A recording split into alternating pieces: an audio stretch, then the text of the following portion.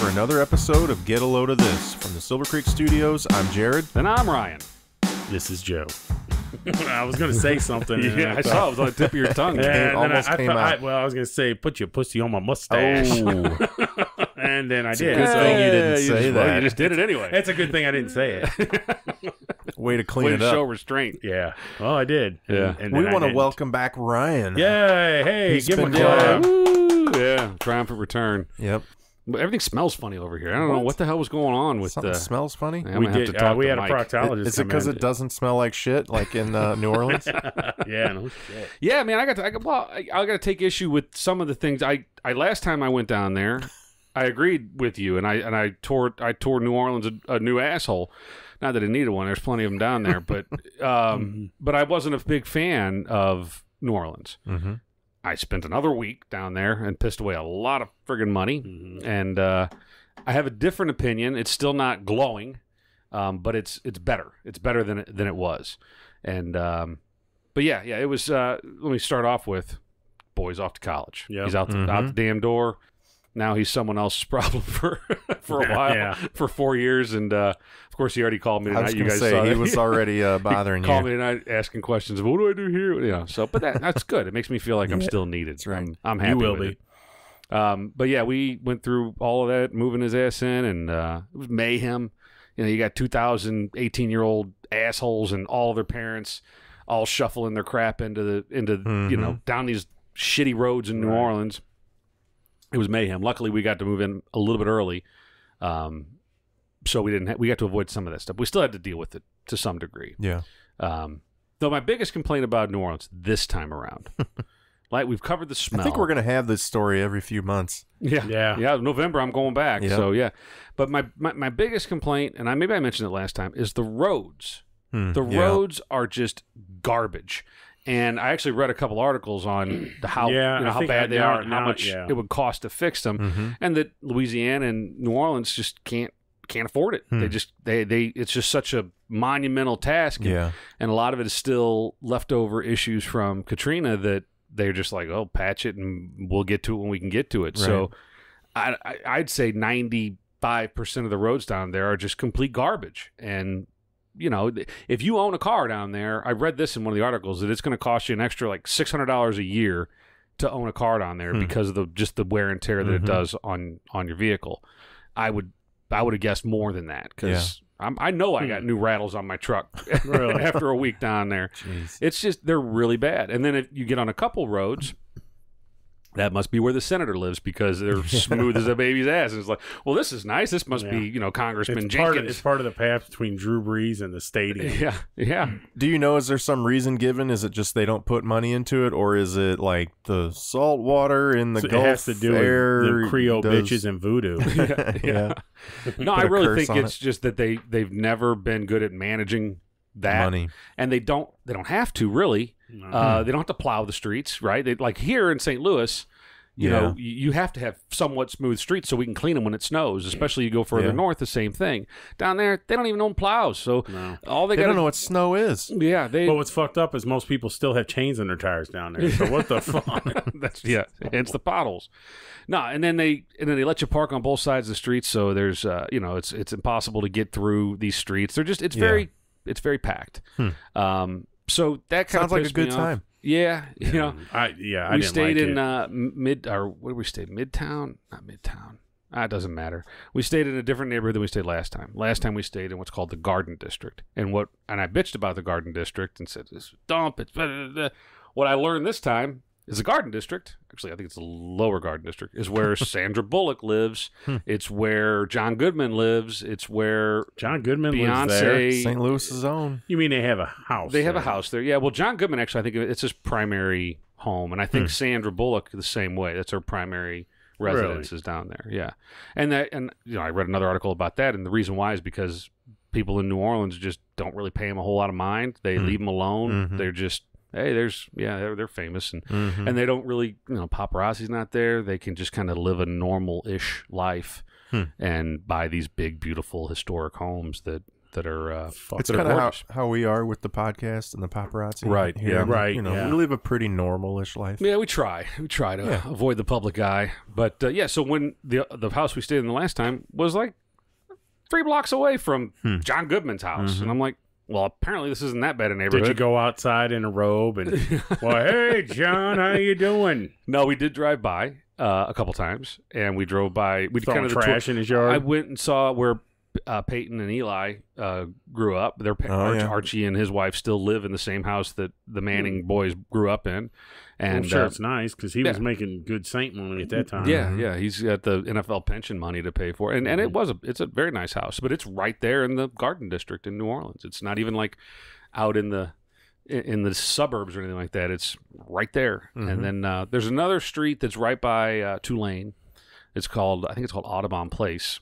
And it's one of the streets where there must be a senator that lives there because it's smooth as silk, and it's got a big boulevard greenery in the middle of it. And I was like, this is where, if you're coming down here, this is where you want to. That's where Harry Connick lives. It may be. I don't know, but it was beautiful. So anyway, those are things I didn't see last time that I thought I was like, okay, well, apparently the more I just explore, you do find the prettier spots, the nicer spots.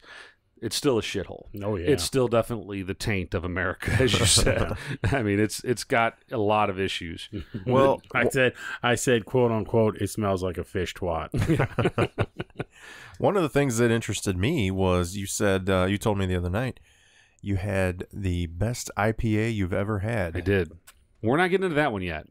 Damn it! Look how take it easy. That story up perfectly. Well, we can. We could do that one. So do you like beer? Teed it up I for like you. Beer. Well, I'll just tease it up. Right. We can go any way we want to. Anyway, this moving on. Well, this is our show. We can do anything we want to. So yeah, I went. Well, number one, Yuengling, which if you live in east of Illinois and south of Missouri, because you can get it, I think, in Arkansas now. Oh yeah. Maybe not Arkansas, but definitely Louisiana. I know, like Pittsburgh is a big place for that. Yeah, but it's pretty much Illinois. You can't, but everything east. So Indiana on east, you can get Yuengling. How about Kentucky? Kentucky, you can get Yuengling. You can get it, and pretty much it's like Illinois is the border and Missouri is the border. Really? What like about everybody around us can get it. What about Florida? Can't get it out west. Can get it in Florida. And Yuengling is, and we don't need to go into too much, but it is the nation's oldest brewery, the U.S.'s oldest brewery. So anyway, I always try to pick up some Yuengling. I drink it a lot whenever I'm where they serve it because it's one of my favorites. And so I bought brought a few of those back.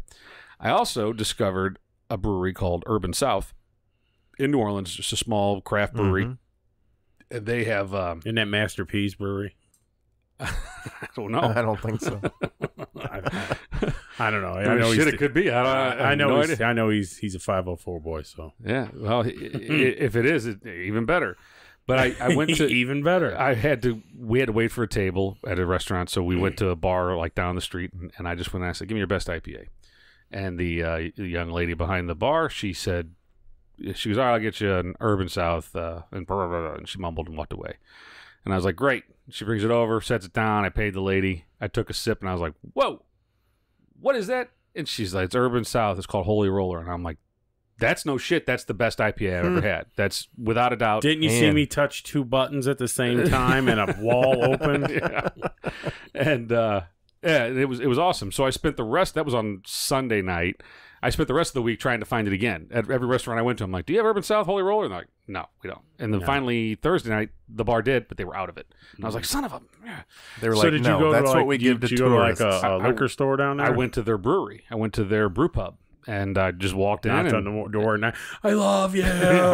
Stood out front with a ghetto blaster. It was a neat brew pub that they had a lot of like kids games, if you will. They had stuff. It's very dog centric and get kids. drunk and let your kid play. You could bring your kids, and there were kids in there. It wasn't very crowded, but they had kids, things for your kids to do. They had things for your dogs to do. They had water bowls set out and stuff for the dogs, and then they had a bunch of obvious bar games, and it was a real big open place, and it's a nice place. And it's interesting, definitely a neighborhood brew pub type of deal where a lot of people are just going to walk down there, take the kids in a stroller, go fill up their growler, or go have a beer and play a game of cornhole or whatever they do, and then go home. So it was neat. Walked in, I bought 3 6-packs, walked back out.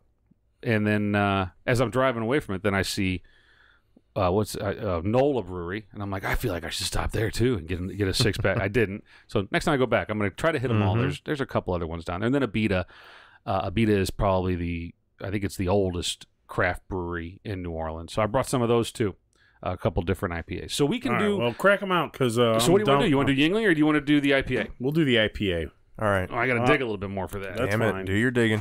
So while you're doing that, I gotta say that is one of the things that irritates me about some of these microbreweries is the family atmosphere. Like, bring the kids. We got board games and. Well, because Dad likes to drink. Fuck that. I don't want to go to somewhere drinking real beer, getting a little more fucked up than I would drinking Bud Light, and have your kid running up and down the aisle. Trip the motherfucker. Or God forbid, like screaming and crying. Trip him.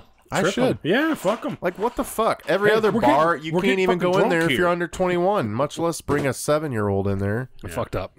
Oh, God damn it. I only brought 2, but those are for you guys. No. No, you go ahead. We'll split them. Go ahead. Drink them. I feel bad. And I got a bunch more at home. I absolutely don't feel bad. I want to say, though, so Ryan loves packaging. I do, too. These are beautiful. These are elaborate. They look gorgeous. Hippie. They look so real this is hippie. Urban South Holy Roller, and I'll describe it a little bit. So it's got the French motif with the what do you call that? The coat of arms. Let me see. And what? Like up here. Oh yeah. And it kind of has that stained glass look to it, so it looks like it's very churchy. Taking your ass to church. Yeah. And hence the Holy Roller. It's got doves. So it says brewed with mosaic and citra hops, a bold IPA for all of us caught between best intentions and bad behavior. That's right. So again, somebody's wiener's coming out. I don't know. You guys aren't. Neither one of you are really IPA drinkers. No. So this will be. I don't mind an IPA. I mean, I'm not a huge fan, but I like them. Yeah, it's definitely a different type of beer. It's not going to be like a Bud Light, a Budweiser, or Yingling, or. Well, that's got a smell to it. Yeah. I'm not gonna lie. So to me, the smell, it's definitely hoppy. It smells like but weed. It has no. It's got that grapefruit smell. He wouldn't know. And yeah, definitely the pine cone. So when I think strong hops, I think pine cone, right? Really? Oh yeah, for sure. Dude, that smells like fucking dank. Yeah. I'm not lying. All right. Well, like my wife can't drink them. It doesn't matter how sweet I think they are. She'll take a sip and she'll be like, "Oh God, no, it's too bitter," and she immediately turns her nose up. I don't get the bitterness, and I don't know if it's down the hatch. Drink them up, boys. Let's do this.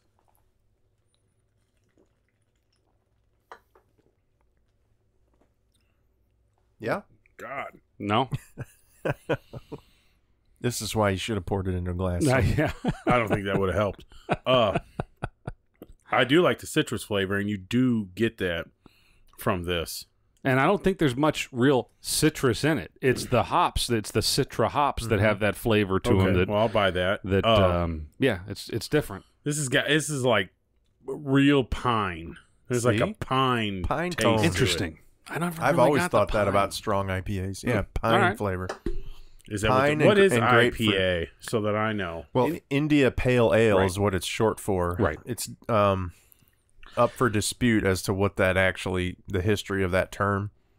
But yeah, the original story. I mean, not the original story, but one of the stories is that that's the beer that they whenever they were coming from India to the U.S., I guess, or when they're looking for India from Europe or whatever. Right, Europe to India. Yeah, that they would drink this and they would hop the hell out of it because I guess it got them more drunk. And I guess I feel that already. Did it help preserve it? Yeah, the extra hops it longer. Helps. Right. But I think that's all bullshit. Hasn't that been proven to be? Been shown to be not true. A style. Okay, it's still a good story. It's just a brewing style of beer, right? And it just basically if you're going to drink an IPA, it means a lot of things, and the beer snobs out there are probably puking right now and getting pissed at us. Mm-hmm. But, why? Because we don't know what the fuck we're talking about. But it's basically it just means it's going to be a really hoppy and higher in alcohol content. Yeah. So that's probably like 6.5, 7. I think it is 6. So how long is it going to take you to finish yours? Oh, I'll probably finish it before you. I bet you don't. Oh, that's a challenge. It's on now. That's gone. Okay, I'm not going to do this. I just meant because I kind of like it and I know he doesn't. Yeah. So you didn't like it or you did like it? Yeah, it's too piney. Like pine cones. Now, to me, this particular one is more of a grapefruit flavor. Yeah. Than some of the other IPAs I've had. Yeah. I like it does have and I'm not a fan of grapefruit. So, Does but it's have a good. decent I mean, little I can see why aftertaste. you would like it. Yeah, it's No, not. I just obnoxious. thought it was. It caught me, you know, and, Yeah. and also I Well, was it had tired that of shit sweetness. too. Whenever I drank Well, the that first helps. one, that I was sweating my ass off, and I just took that first sip, and it was on draft too, and I was like, wow. I mean, and it was just the all those flavors just really kind of kicked my ass, and I was like, that's the stuff right there. And it's only good. happened a couple other times with IPAs. One was actually an APA that's What's an an APA? American pale ale that was a Schlafly seasonal, I guess. A couple years ago, maybe they do it every year, but I've only had it one time, and it was the same way. It was kind of one of the first pale ales that I really got into, where I was like, "Wow, okay, I can do this," you know. Yeah. And that was kind of what kicked me off down that path. And Yeah.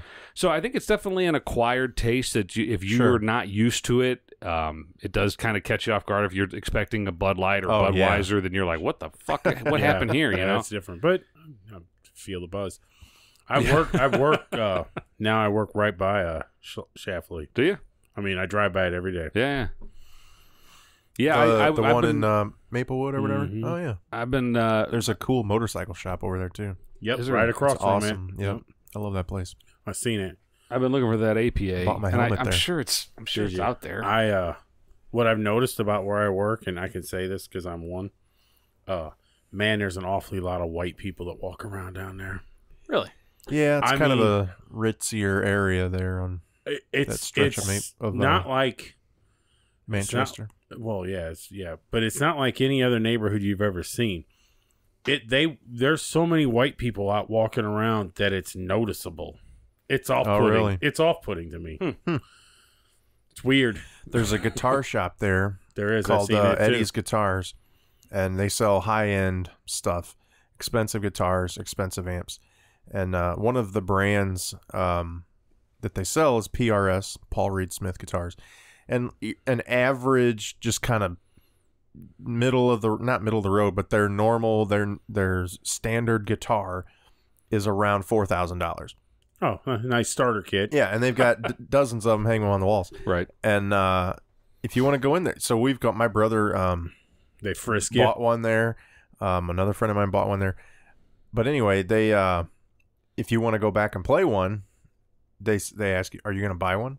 They only let you go back there unless you convince them that you're going to buy one. That you're seriously considering buying Maybe one. not So now, it's but kind of at some douchey. point, yeah. But that's the type of people that are walking around that stretch of Yeah, I don't want to Manchester. hang out with those people. No. Yeah. No, well, But, I don't. but when I you don't, when but you I'll are fix going to their buy one, cars. it's kind of cool. Yeah. You walk in there and There's they a taco open up shop, the I gate. think, in Maplewood there. Fort. There's a Fort Taco there. No, this was called like, what the hell's it called? Doesn't matter. But it's shit. There used to be Oh, it's a Nacho Mama's. Oh, yeah, really? that's Kirkwood. Is it Kirkwood? Yep. Okay. Yeah, it's right up the street though. Nacho Mama's is good food. And then, but there's a cool little bar called The Post, and I've been there before. Right there on Manchester, right around the corner from where I work. Flying Tiger is the name of that motorcycle shop. Okay. Since we're calling out businesses and And the ones we The like. Post is a cool ass spot. The And Post. the thing of it is, it's a great spot to go in during football season.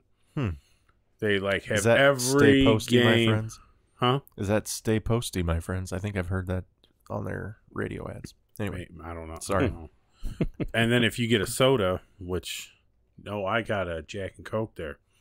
They come in these really cool plastic cups that you can keep every time you buy one. That's cool. It's a cool little spot. Yeah. And so now this I'm right is there. good. I can see why you like it. It's sweet, a little sweeter. I'm not a huge fan of that citrus flavor. But, Yeah. I mean, if you like it, it's definitely good in there. That's like I've tried different. I've Well, tried. I'm glad to neither be- one of you are in love with it because that's all you're getting. Yeah, Because I I've got tried 10 to more become in my an fridge at IPA home fan, that and are I mine. just private can't. stock. Yeah.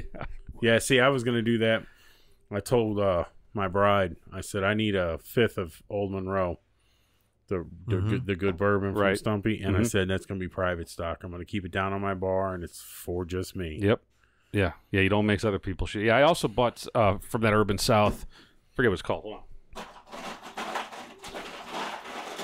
I don't know if you can hear this on the air. But that's ice. Actually, Jared I'm is positive getting, you can hear it on Jared the air. gets It's called totally Paradise pissed. Park.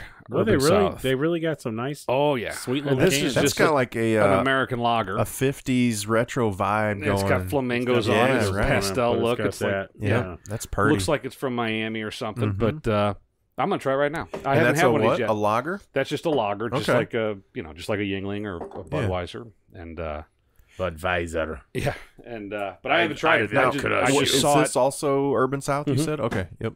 I just saw it in the cooler whenever I was in there buying the Holy Roller, and I was like, yeah, I'll take a 6-pack of that too. And we can go on a price. $10 a 6-pack. Dang. Yeah. So For both of them? Yeah.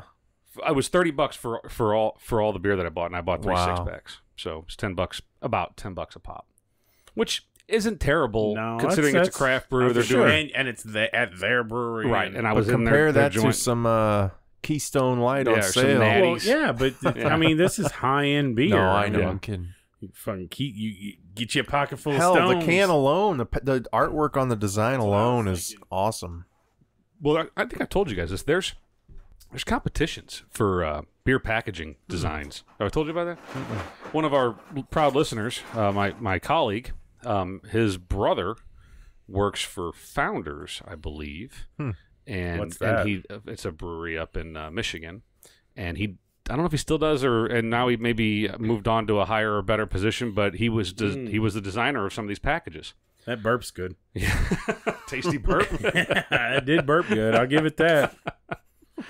But yeah, so he's They had to put a little bacon in that motherfucker. It'd be all right. I think he's won some awards for designs, but I'm sure that's what these guys are after too. Is that they want to win something for this elaborate design? They're not pumping out 100,000 a day, so they can spend a little bit, and they're charging it, and they're really not. I mean, when you drink that kind of beer, that's what you tend to expect. Like 30 colors on this can. I mean, that's just a lot. Yeah, it's There's crazy. a lot. There's a lot of little stick figure people too.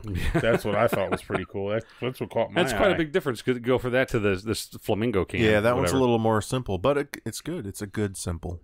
Yeah, but this could have been drawn by 4th graders, to be honest. I mean, like a good 4th grader. No, But like the Prodigy 4th graders.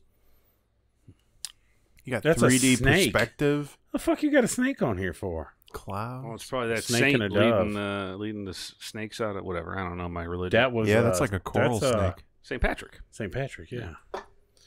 Anyway, that's not what we were going to So talk about. how is it? The lager. It's all right. It's a little bit bitter, not in a bad way, Bitter. but it's like it's definitely a full flavor. I got another one if you guys. No, you guys I'm golden. Tell me who wants one. I mean, I don't want to drink all your expensive beer. That's why I brought it here, brother.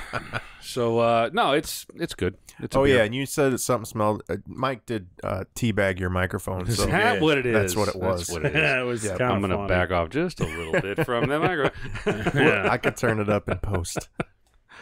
No, it's this beer's fine. We'll try some other ones too. The Okay. Abita. So I'm curious. I've heard of Yingling a bunch. I never knew or heard that that's the oldest brewery in the country. Yeah, I didn't know that either. Yeah, Really? And Where's it based out of? It's not New Orleans. Not Latrobe. It's somewhere in Pennsylvania. Hershey, Okay. Pennsylvania. It's not Hershey. It's I don't think attached it's to Hershey Latrobe. syrup. He's gonna guzzle Hershey I am syrup gonna while guzzle. Mike drinks a Guinness.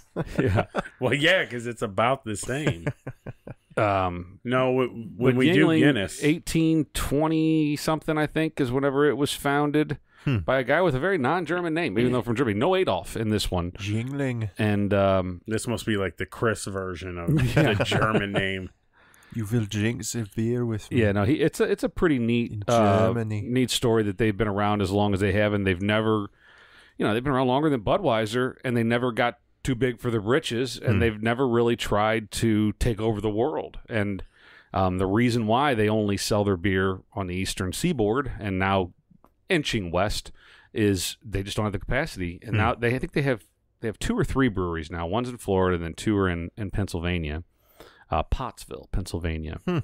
But yeah, they've never tried. I'm sure that they could have done what Budweiser did, and they could use rail cars, and they could. It's like me. Like I could have been a point guard in the NBA, but I just never tried. Right. I could have been. But 1829, the guy's name was David G. Yingling, and the name of the company is DG Yingling and Sons and Son. Sounds like a painting company. Right.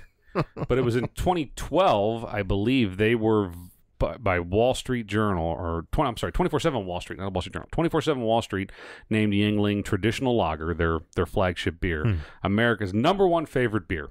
See, you didn't even know. Honestly, I know, and I do have several Number friends one who, favorite beer. But it's anytime from they one can get publication. it, they request it from out of town or whatever. Oh, did you get some Yuengling? Yeah. And I'm like, what the fuck, Yuengling? I tend to drink it while I'm there, or I forget it. And this time was one of the times that I actually luckily remembered to pick some up and cool. We're and lucky bring some that back. you brought some. Yeah. We'll do that later. We'll try it next. We'll do that next. Yep. I'm gonna lose my mic. Well, I we're can half feel an hour in. What are we going to talk about?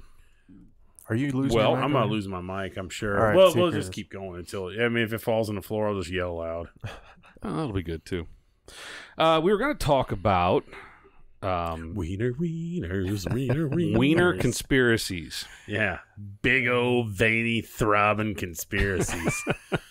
So I mean, we're purple-headed I don't know that we have warrior. enough time to really get into some of these No, things. We don't think- have a lot of time, but we can don't. start We can one. do- okay. Yeah. Wait, maybe we'll run down a short list of our favorite conspiracies and then get into it. Well, I'll tell you what I think what kind of started us on this conversation was this book that I'm listening to. Leave it, Joe.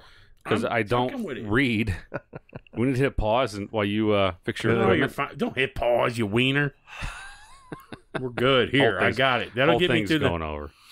Anyway, yeah, so I'm listening to this book called 11/22/63. It's by Stephen King. It's been out for several years, and there was actually a miniseries on Hulu that was based on the book. It came out a couple years ago. Yep. I was apparently oblivious to all of it as it came out, and I just stumbled upon the book because I was looking for something to listen to on the 10-hour drive to New Orleans. And so I started listening to it. It's very good. And we weren't good enough? Yeah. Well, I only So got this so is many. a Stephen King novel. It's a fictional novel. story. It's a short novel. story. Okay. Yep. It's a long book. But it's about this guy who, this is not a spoiler or anything like that. It's about this guy who finds a wormhole or whatever, a time portal that transports him back in time to 1958, a specific day and time in 1958. And place, like every time. And place, yep. And it's and every time he goes through it, it's the same time, and it resets. Yeah. So if you change things, and then you go back through the portal, you will see the result of those changes. If shit goes sideways, you can always go back in and it resets. Change it again or whatever. And you right? change it again, or you can just reset it, go in and come back out, and it's back to what it was originally. Yep. But Brings you back to now.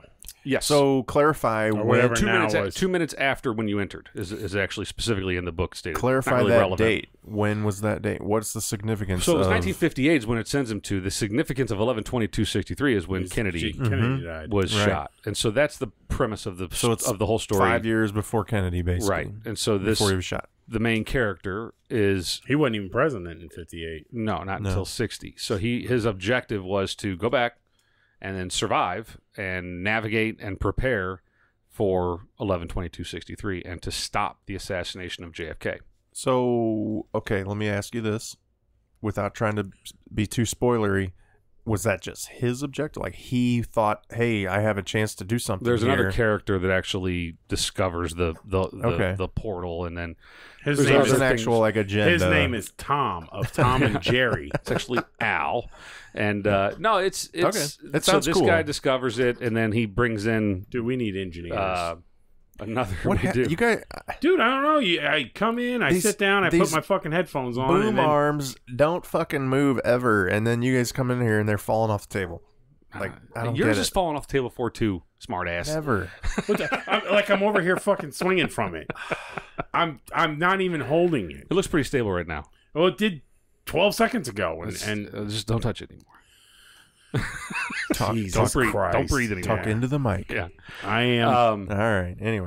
Anyway, so as I'm listening to this book, and again, I haven't finished it yet, but some of the things that Stephen King talks about are factual events that happened and people that were involved with Lee Harvey Oswald and Jack Kennedy and so maybe do some research specifically around this guy George the Orange Schild. I'm not saying his name right, but it's like George D.E. and then space and then some really Russian name.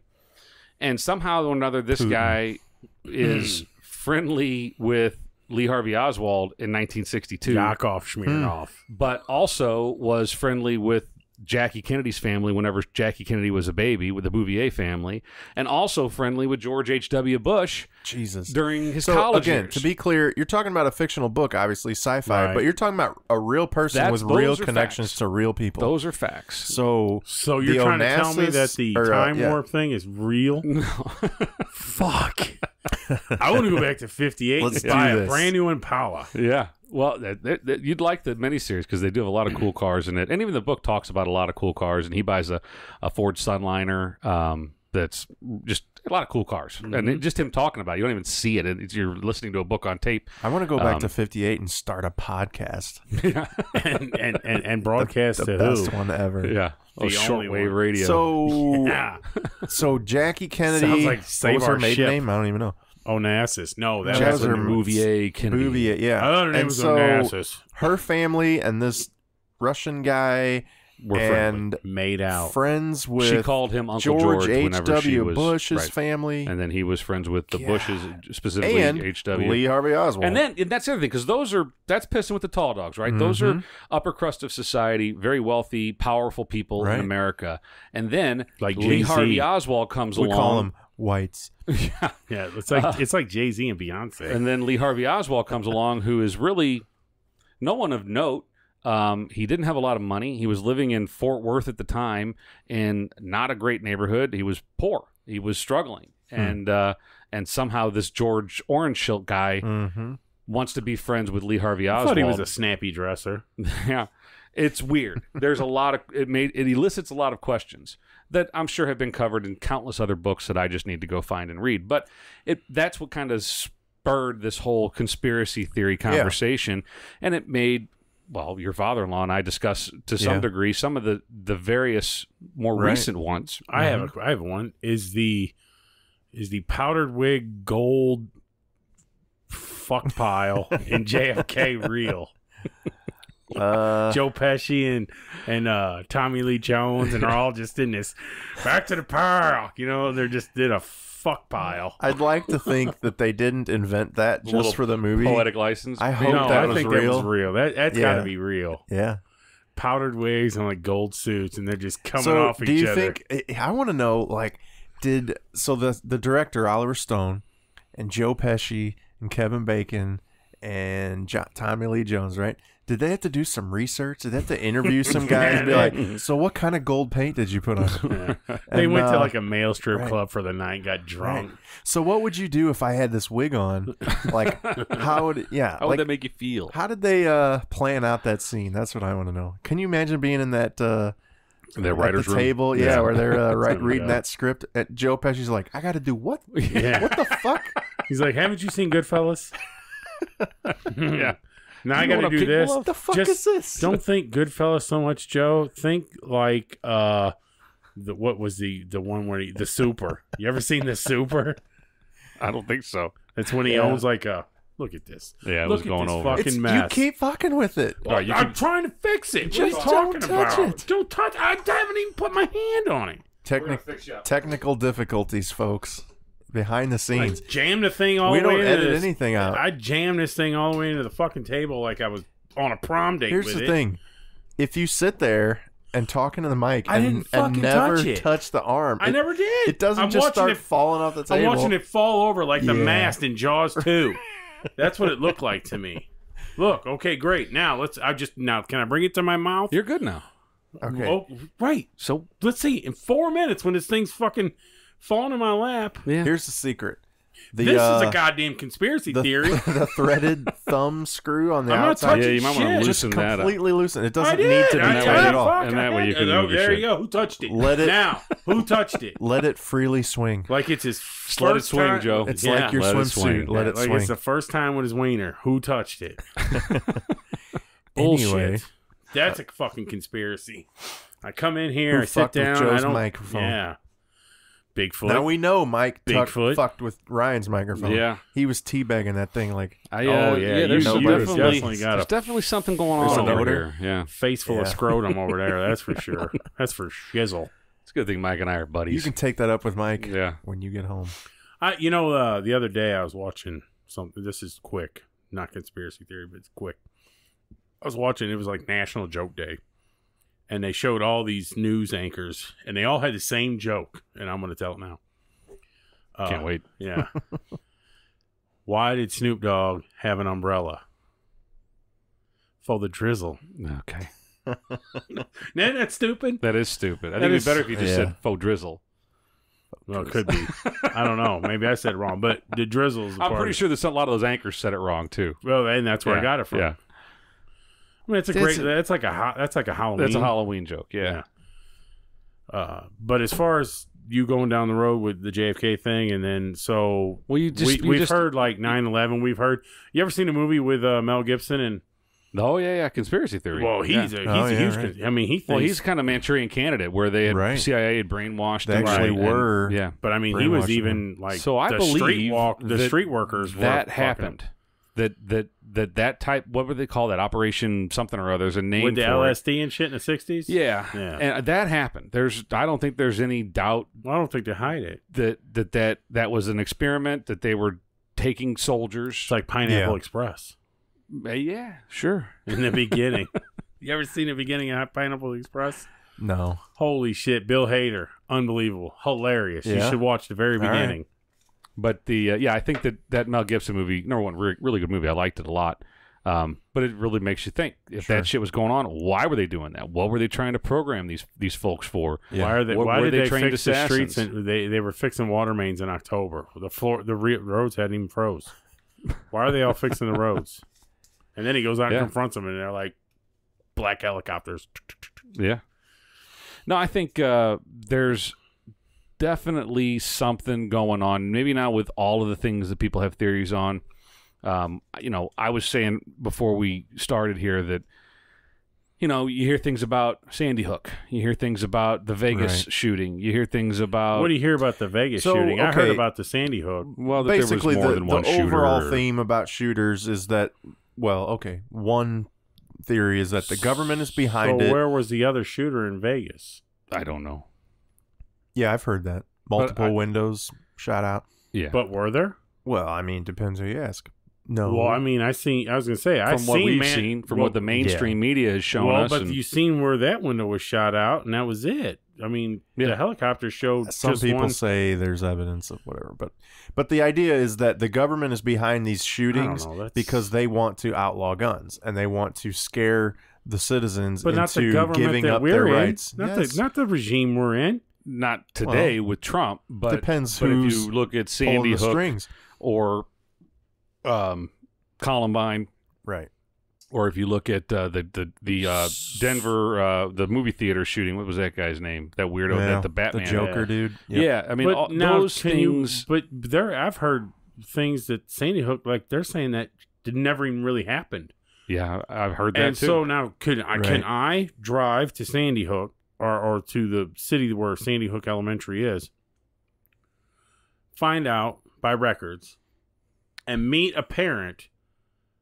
And they're going to tell me they lost their child, or I won't be able to meet said parent because they didn't really lose their child? This conspiracy is bullshit. The conspiracy people say this person on film was an actor. You'll never find... I mean, is the school... We never saw body bags coming out. We never saw... It would be 4-year-old kids. It would be easy to disprove that. You never saw like the coroner show up and take away truckloads of children's bodies. Who would cover that up? Or who would invent that and fabricate that story? Why? Yeah, why would you do it? That's crazy, right? Why would anybody do that? Unless you want the U.S. population to give up their rights and no longer own guns.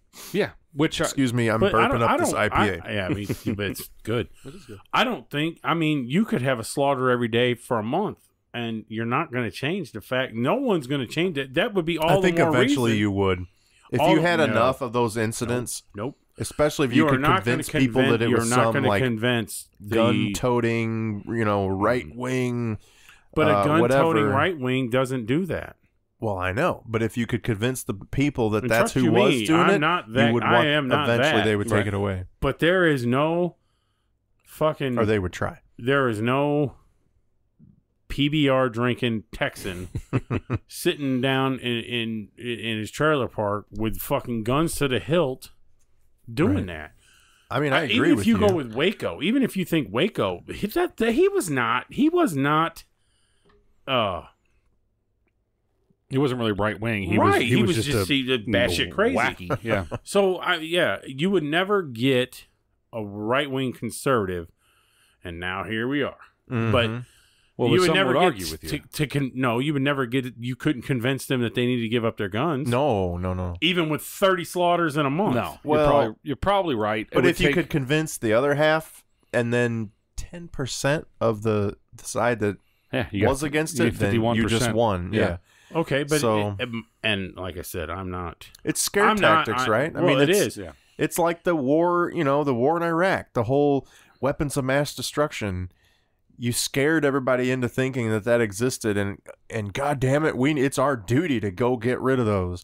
And everybody was on board with the war at the beginning. Mm-hmm. Well, sure, but what didn't take very long before people were like, "What the fuck are we doing over there?" And you realize some of these WMD stories are fabricated, and they don't exist. And now everybody's scratching their head, going, "Wait a minute, what are we doing?"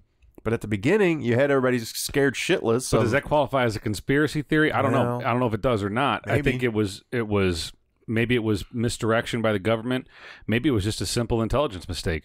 I believe that's probably more likely. I mean, if we're going to give politicians the benefit of the doubt, which most people don't, and we probably shouldn't, but if we were to give across the board, if it's a Republican or if it's a Democrat, if it doesn't matter, then we have to say, look, they were going based on the intelligence that was available at the time. Why would they lie about this? Why would they finally finish that? Why would they put people in harm's way? Just for some political agenda. Well, because we're dealing with sick people is why. Money. Anyway, yeah. To be honest, in that situation, I don't think that's what they were doing at all. I think they're trying to preserve American lives. I'd like to think that. I think there's people who go to bed at night. There's billions of dollars earned by defense spending. Mm-hmm. Well, sure. There's all kinds of money made in all kinds of ways. Toby Keith's got to make money somehow, right?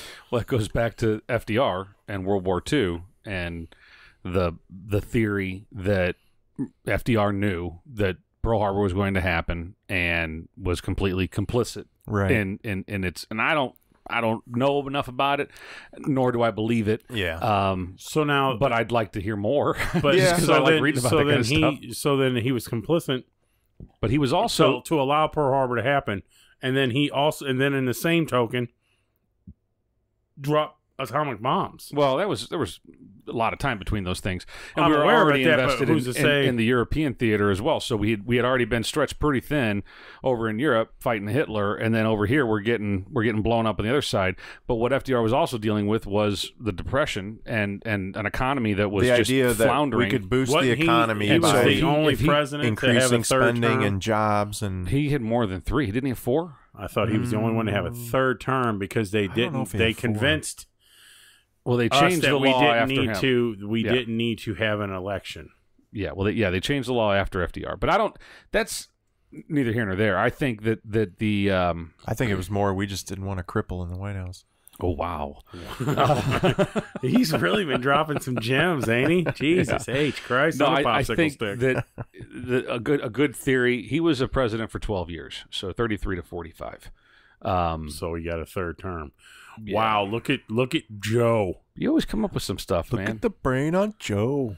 But he, I'll show you the brain. But so he's given a lot of credit for getting us out of the Depression with the whole alphabet soup and the whole WPA and all the works projects and things like that he created, that he and his administration created, which certainly had a hand in it. Lucy the Riveter. But World War II was what got us out of the Depression, which is really what, because it's paper plates on a fire. So do you think it was coincidence that we entered into? I mean, we were already fighting in the European front. There's absolutely no way we could have let Hitler do what he was doing. Right. Yeah. But do you think that they engineered this attack on the Pacific so that we could enter into that front as well and really get into the war? We were really in support of Britain and the Allies in the UK. We were not in the war. We were allies supporting those who were in the war. The Dunkirk shit. We entered the war in the Pacific at that point. And that's the but theory, we engineered or allowed that to happen so that we could enter the war. Right, I know. Yeah. But that was like support. That wasn't support. We lost like 50,000 people. Well, no. It started as so. On another note, I just went through the World War II Museum too, so I learned a lot. I've already forgotten a lot, but it started as we were just sending over stuff to support our allies in Europe, so Britain primarily, and to keep Hitler from taking Britain, right, and just to try to hold Hitler at bay. And then it just wasn't working out. And then Hitler, I believe, declared war on the U.S. because he knew that we were helping out his enemy. And so it was like, well, shit, all right, Hitler, you wanna fuck with us? Let's go. And then I've seen your paintings and they fucking suck, Hitler. So Normandy and the whole D-Day invasion was, I mean, that there's a whole other story behind that I watched this thing. See, but that's not really a conspiracy. These are no, just that's facts. not conspiracy. Right. That's flat out facts, and we've just and also a very humbling thing to learn. As much as I learned about it at this museum, because it was, I mean, just to think about these young men who were fresh out of basic, and they send them over there and put them on these shitty boats and drop them on a beach where they put them on a fucking duck boat. Yeah, which most of them barely made it off the damn boat before taking a bullet to the head. Right. And it's just and they knew it, and they all knew it as they were going into it. But that was so superbly orchestrated and just a very extravagant plan that everything had to fall just right in order for it to be successful, and it didn't. And they suffered a lot of losses, and they had to take a step back, and they had to, and so the Canadians were involved with that. The British were involved with it. There was 4 or 5 different beaches. How'd they get their horses over there? Just barrels of maple syrup. Yeah. Hey, Adam Wilson, Hitler. So anyway, it was.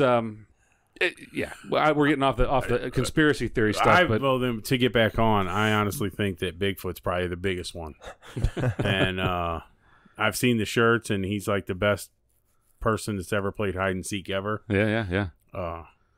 He's really good. He's really good. But if there's one person out there in this world that almost found him, it was Bill Bixby. Bill Bixby. I don't even know what that reference is. Bill Bixby, the Incredible Hulk. He's the Incredible Hulk. Yeah. Right, but what does that have to do with Bigfoot? He went after Bigfoot. Did he? Like in a show or something? Yeah, like how Geraldo went after Capone's vault. Yeah. He's like, yep, I'm finding Bigfoot. Okay, what's more likely, the Bigfoot or like UFO Area 57 kind of stuff? 51, Roswell, New Mexico. I think. What do I think's more? I don't know. That's a good goddamn question. True. I mean, mammals are true. I'm going to say Area 51. I agree. You think there's more? I don't think. I think it's more likely that there's aliens than a Bigfoot. That life exists somewhere in the universe, and our government would cover it up. That's more likely than I agree with that. This big, primate type creature that no one's ever actually seen. A North American. I've seen it. I've seen the. You've seen it? It's not the Zapruder film because that's Kennedy. I've seen it. It's that film from '67. The Jenkins film. Hey, old Leroy Jenkins. He got his candy cam out from 1967. Yes, and he's walking. He looks back. That's true, huh? I've seen him. Son of a bitch, it's real. That shit's real. Haven't you ever watched Harry and the Hendersons? Right. The whole documentary on it. Yeah. No, I definitely would go with you, Jared, a little on the UFO side. I think that, I think it's feasible that we've been visited. I've seen Independence Day. It's true. I'm saying that there's just Area too much. 57 is the 51. It's the super top secret. Area you don't even know is about where it. they make I sauce. bet he knows about it. We talk about it at work all the time. Yeah. Oh yeah, we're going to 57. The underground bunker. Can we talk about this right now? I bet I'm going to probably lose my clearance. We can walk to it from a tunnel. Yeah. That's the only bathroom you just use. Head west. Everybody knows about 51. It's 57. That's where the real shit went down. They make ketchup. Yeah. Yep. That's where microwaves came from.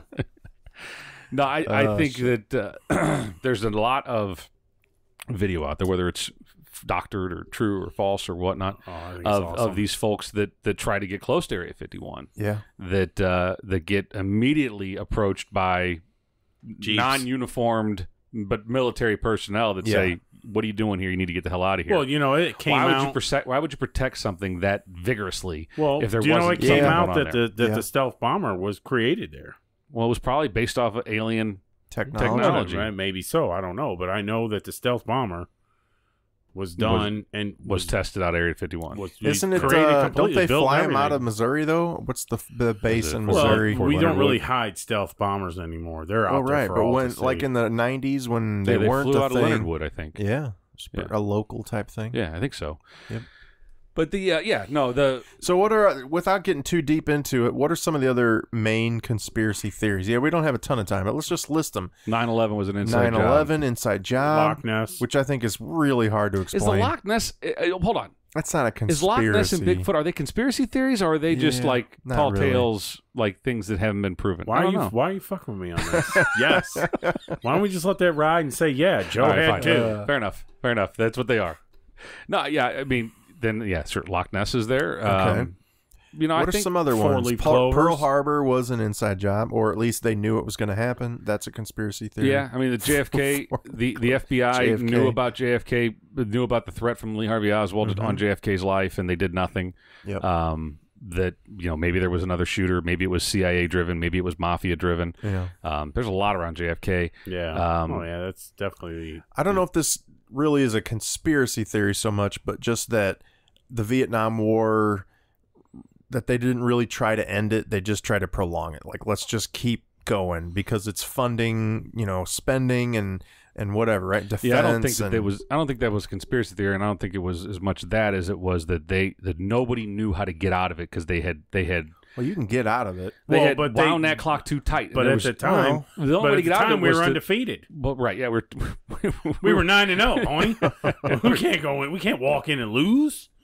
But I mean, okay, especially in a 5-foot so how did they get out of it? A lot of people died. Okay, but I mean, they just said, "Okay, we're done." Yeah, so that's how you get out. So the only you don't way that say we didn't know how, because that's how you did it. But they didn't just want like that Kennedy to happen. wanted to get out that way. Just say, they weren't "Okay, in it we're that not." Deep when Kennedy was alive. I know, but they were. That's what I'm saying. At some point, they you just weren't say like we're done here. Feet on the ground, but they were committed to There's the war. no not knowing LBJ how. is the one that really escalated it and brought all these troops and young men into LBJ is a fucking Manchurian candidate. We all know. Well, sure. And then after him was Ford. Nixon, yeah. Yeah, that gimp. Well, I mean, he was beloved. He was beloved like Bob Dole because Nixon ran 1,000,000 times and finally won. Well, he finally won, and until Watergate, he was a very well liked president. His ratings were high, and he, people liked him. And maybe because he had been around so damn long, and he ran against Kennedy, and he reminded people of a simpler time before Kennedy's assassination. Who knows? Even though they were in different parties, things were much different. I'm gonna nerd out here. Have you guys ever seen the movie The Watchmen? No, yeah, it's a comic book movie, but it's got Negan. I don't know what that means. Negan's in it. The Walking Dead. The character? Yeah. No shit. Oh, yeah, Jeffrey Dean Morgan. Yeah, Jeffrey Dean Morgan. Yeah, he's one of the main guys. Is in the movie. Well, it's not fucking Negan. Why? Yeah, fuck. So I don't know. There's crossovers. The premise of the movie is it takes place in the mid '80s, but there's this whole lead up to it from the 40s on up, to where Nixon is a hero, and they changed the rule about how many terms you can be president, and he's still the president into the mid 80s because everybody loved him and wanted to keep him. Yeah. And all these other, it's an alternate reality, right? So there's all these different things that happen. I thought you were talking real. No, we won the war in Vietnam and all this stuff. So it's kind of cool. It's kind of a neat premise. You made me think of Nixon is The Man in the High Castle. Yeah, right. Have you seen that or heard about it? Yeah. It was good. I haven't watched all the seasons. I think I watched the first 2, and then I kind of fizzled out a little bit. But The Man in the High Castle, Joe, you not familiar with it? No, I've seen The Money Pit. Basically. Well, the premise of that movie is that if the U.S. had lost World War II and Hitler and the Japs so Germany had won, and Japan had won, and then basically took over the U.S. And so I've seen that movie. They even where, show like maps of the U.S. and almost down the middle. Well, the Rocky Mountains, basically. Yeah. And Germany controls the east, and Japan controls the west of the U.S. Oh, wow. It's pretty neat. It is. So we'd be controlled by Germans. We would, yeah. Yes. Wiener. That's crazy. Yeah. It's neat. But I'd go to Canada.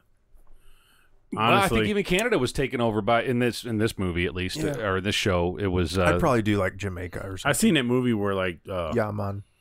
I just John Travolta is a white guy, but blacks are not the minority. Oh yeah, what's the name of that? White people are the minority. Yeah, and it's got and they like beat John Travolta's ass.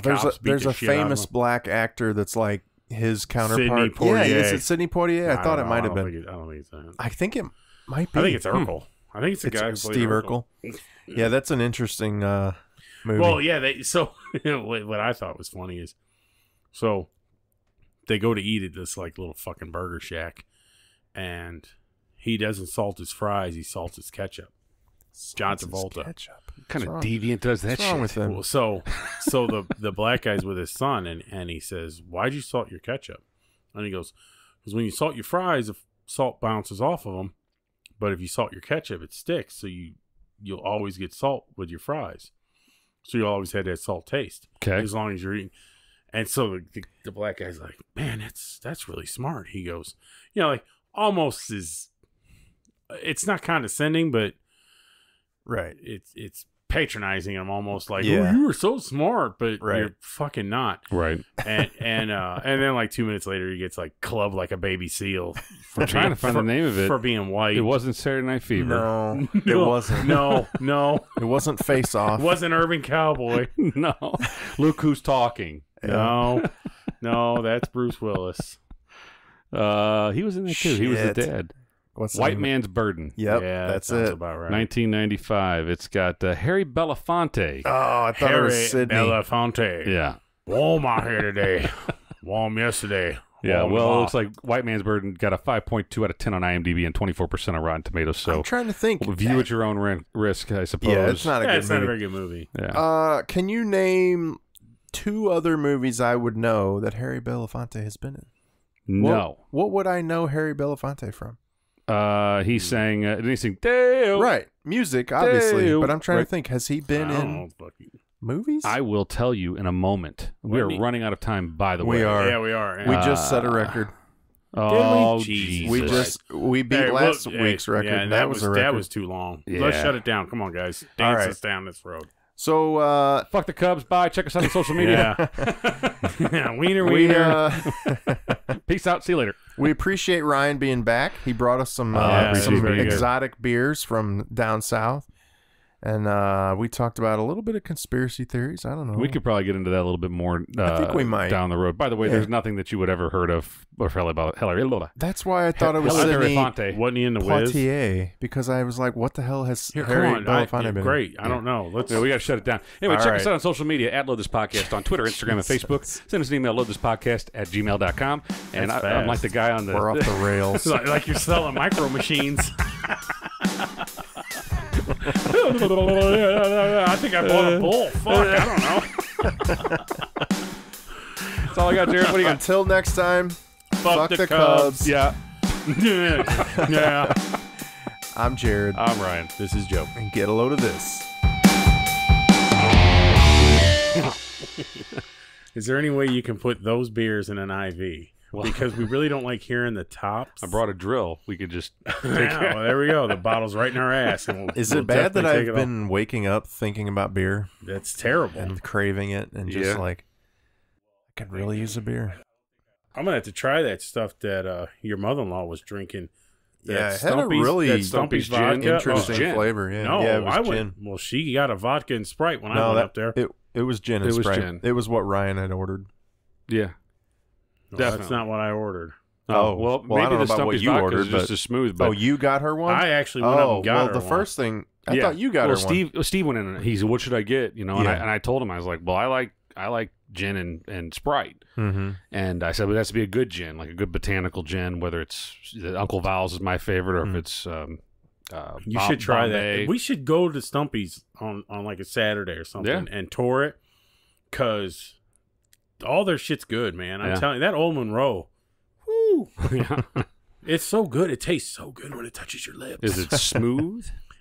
Well, I don't know. I've never had it. I've never had it without Coke. Right. So I don't know how smooth it is, but it has a better taste at like making Jack and Cokes than Jack does. I went crazy down in NOLA, and we were at this restaurant, and they barrel aged their syrups that they use for making different drinks, one of them being an old fashioned. And I guess they're kind of pardon me, renowned for their old fashioned. So I was like, give me an old fashioned. When in Rome. I've never had an old fashioned in my life. I'm not a whiskey drinker, or is it bourbon? I don't fucking know. I don't know what it is.